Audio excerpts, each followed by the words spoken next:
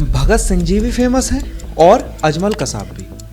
लेकिन अगर आपने इन दोनों के बीच का ये फ़र्क समझ लिया कि कौन क्यों फेमस है, तो बहुत सारी चीज़ें आपके माइंड में क्लियर हो जाएंगी। अगर फेमस होना काफ़ी होता तो फिर अजमल कसाब को भी उतनी इज्जत मिलनी चाहिए जितनी भगत सिंह जी को मिलती है, लेकिन ऐसा नहीं। इन दोनों के कामों में फ़र्क है, किसने किस लिए जान दी। और ये मैं इसलिए बोल रहा हूँ ताकि आप आजकल जो चीज़ें चल रही हैं सोशल मीडिया पर, उसमें ये फ़र्क समझ सको कि कौन इंसान किस लिए फेमस है और वो किस कैटेगरी का है। ज़रूरी नहीं है कि अगर कोई इंसान फेमस है तो वो अच्छा ही होगा या फिर वो सोसाइटी के लिए अच्छा है। कामयाबी का कोई शॉर्टकट नहीं होता, ये आपको भी पता है। और अगर आपको ओवरनाइट सक्सेस मिल भी गई तो वो ओवरनाइट गायब हो जाती है। और ये किसने बोला था? बहुत ही ग्रेट सिंगर अलका याग्निक जी ने कपिल शर्मा शो पे। और आपको क्या लगता है कि जो लोग सोशल मीडिया पर बहुत ज़्यादा मेहनत करके बहुत ज़्यादा अच्छा कंटेंट बना के नाम कमाते हैं, वो लोग पागल हैं जो इतने सालों तक मेहनत करते हैं लेकिन कुछ गलत नहीं करते जिससे सोसाइटी में गलत मैसेज जाए? या फिर वो लोग ज़्यादा अक्लमंद हैं जो उल्टी सीधी कॉमेडी करके और सॉफ्ट फोन जैसा कंटेंट बना के फेमस हो रहे हैं?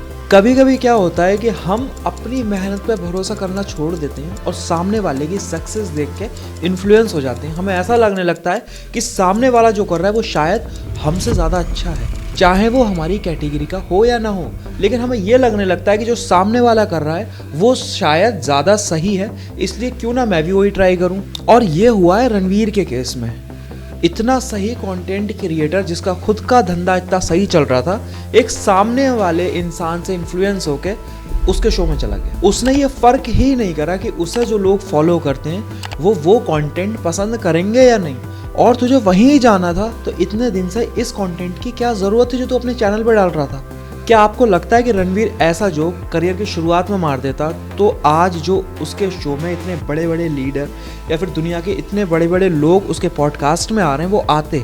वो इसीलिए आ रहे हैं ना कि रणवीर अलाहाबादिया का कंटेंट ऐसा है कि शायद वो उन्हें सूट करता है। उन्हें ऐसा लगा कि हाँ, इसके साथ हम पॉडकास्ट कर सकते हैं। लेकिन उन्हें अगर इस सोच के बारे में पहले पता होता तो क्या वो रणवीर के शो में आते? अब कितनी बड़ी बेवकूफ़ी करी रणवीर अलाहाबादिया ने। एक शो YouTube पर जो कुछ दिन पहले अपनी गंदगी के लिए वायरल हुआ, उसे देखने के बाद, उसकी पॉपुलैरिटी को देखने के बाद रणवीर ये भूल गया कि भाई तेरी पॉपुलैरिटी भी किसी से कम नहीं है। तुझे क्या ज़रूरत है ऐसे शो में जाने की जहाँ पर जाकर तेरा कोई फ़ायदा ही नहीं है? या फिर तुझे फेम चाहिए हो? फेम तो तेरे पास पहले, आज भी तेरे सब्सक्राइबर उससे ज़्यादा हैं। तो फिर क्या ज़रूरत थी एक ऐसे शो में जाने की जहाँ सिर्फ नुकसान होना था तेरी इमेज को? और मैं इसीलिए बोल रहा था कि जब इंसान ये भूल जाए कि यार मैं कौन हूँ या फिर मैं क्यों फेमस हूँ, मुझे देखने वाले लोग कौन हैं, तो वो सामने वाले लोगों से इन्फ्लुएंस होने लगता है। और ये सिर्फ शो में जाने की बात नहीं है। अगर रणवीर के आप पिछले कुछ पॉडकास्ट देखोगे तो वो कंटिन्यू इंडियाज़ गॉट टैलेंट की बात कर रहा था। तो इसका मतलब था कि वो शायद अपने ऊपर भरोसा कम कर रहा है, अपने टैलेंट पे भरोसा कम कर रहा है। वो सामने वाले को देख रहा है कि वो इतना फेमस हो रहा है, तो हो सकता है उसकी फेमस होने का मैं भी फ़ायदा उठा लूँ। भाई कोई फ़ायदा नहीं होना था और जो फ़ायदा होना था हो गया। देख लिया ना एंड में क्या हुआ। हो रहे हैं ना कि माफ़ी मांगनी पड़ी ना एंड में। और ये शो तो घटिया है ही, वो लोग उससे ज़्यादा घटिया हैं जो ये बोलते हैं India is not ready for समय रहना जोक। मतलब अब इंडिया को समय रहना सिखाएगा कि जोक किससे बोलते हैं। इंडिया में जो लेजेंड रहे ना, जिन्हें सबसे बड़ा कॉमेडियन बोलते हैं, वो भी इस शो के बारे में जब बात होती है तो वो ये बोलते हैं कि कहाँ जा रही है जनरेशन और इसका क्या इम्पैक्ट होगा आगे। तो या तो आप ज़्यादा अक्लमंद हो या फिर वो लोग बहुत ज़्यादा पागल हैं जो इतना बड़ा बड़ा काम हमें देकर गए। लेजेंड है वो हमारे जॉनी लीवर।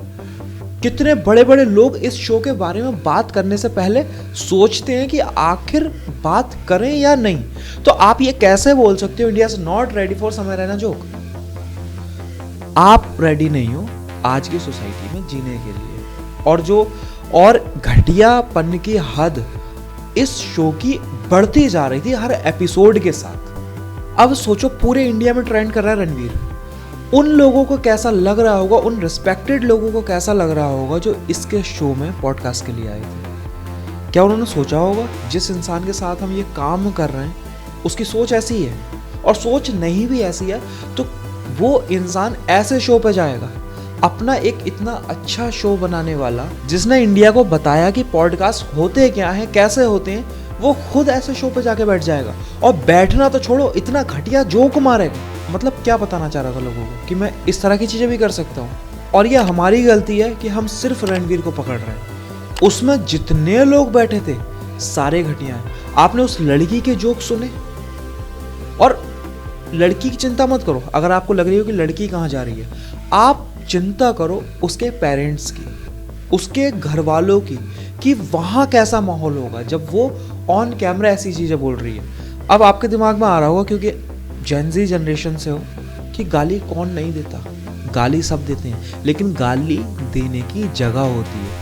और आपको ऐसा लगता है कि गाली देने में कोई बुराई नहीं है, तो आप अपने घर में देने लगो। India's got talent mummy papa बहन के साथ देखा करो, कुछ बुराई नहीं है ना। और शो को भी छोड़ दो, शो आपको वार्निंग दे रहा है, लेकिन इसमें जाने वाले लोग, उन्हें ऐसा लगता है कि इस शो में जाने के बाद ही आपकी पॉपुलैरिटी बढ़ेगी। ऐसा कैसे हो सकता है? अब आते हैं इस कॉमेडी पैटर्न पे। सबसे पहले तो आप अपने दिमाग में बिठा लो कि ये कोई कॉमेडी नहीं है। अगर सिर्फ गाली देना कॉमेडी होती ना, तो यूपी का हर बच्चा कॉमेडियन होता। सिर्फ गाली और ये सारी चीज़ें कॉमेडियन होती ना, आपको हंसी आती है इसलिए क्योंकि सामने वाले के साथ उल्टा सीधा मजाक कर रहा होता है, इसलिए हंसी आती है। ये कॉमेडी नहीं है। और 36 लोग जो जवाब देते हैं समय रैना को उल्टा, उन्हें एडिट में कट कर दिया जाता है। और ओवरनाइट सक्सेस का यही होता है। महाराष्ट्र के सीएम ने बोला ना कि इसके खिलाफ एक्शन लेंगे, और ये फ़र्क करना जितनी जल्दी सीख जाओ उतना सही है कि सिर्फ फेमस होना काफ़ी नहीं है। आप किस लिए फेमस हो रहे हो ये ज़रूरी है। आपके पास 36 तरीके होंगे कि आप उल्टा सीधा करके जल्दी फेमस हो जाओ, लेकिन क्या आप कर सकते हो? और ऐसा नहीं है अगर आप नहीं कर रहे हो तो आप पागल हो। उसका रीज़न है कि आपके अंदर शायद अभी थोड़ी शर्म बची है, ये इसकी पहचान है। और ऐसे लोग जो ऐसे शोज चला रहे हैं, उनका यही एंड होना है। वही ओवरनाइट सक्सेस मिली हुई है, कितने दिन चलेगी? और शायद इसे पहले दूसरे एपिसोड के बाद बंद हो जाना चाहिए था। वो जो हवा मिली लोगों की, वो इतने नीचे स्तर तक आ गई कि अब खुद महाराष्ट्र के सीएम को बोलना पड़ा। फेमस होने के 2 ही तरीके हैं, सीधे रास्ते से आओ, अच्छा काम करो, सीधा काम करो, लंबा टाइम लगेगा लेकिन लंबा चलोगे। और ओवरनाइट सक्सेस होना है तो ऐसी चीज़ें करो तो एंड तुम्हारे सामने है। अगर आपको लगता है कि सिर्फ फेमस होना काफ़ी है, या फिर समय रहना के भी फ़ैन है, उसको भी तो बहुत सारे लोग जस्टिफाई कर रहे हैं, तो एक चीज़ याद रखना, हमारे देश में निर्भया का रेप करने वाले लोगों को भी वकील मिल गया, तो ये तो फिर भी बहुत छोटी चीज़ है। तो सपोर्ट करने वाले हर चीज़ को मिलेंगे, लेकिन आपको ये डिसाइड करना है आपको किस साइड जाना है।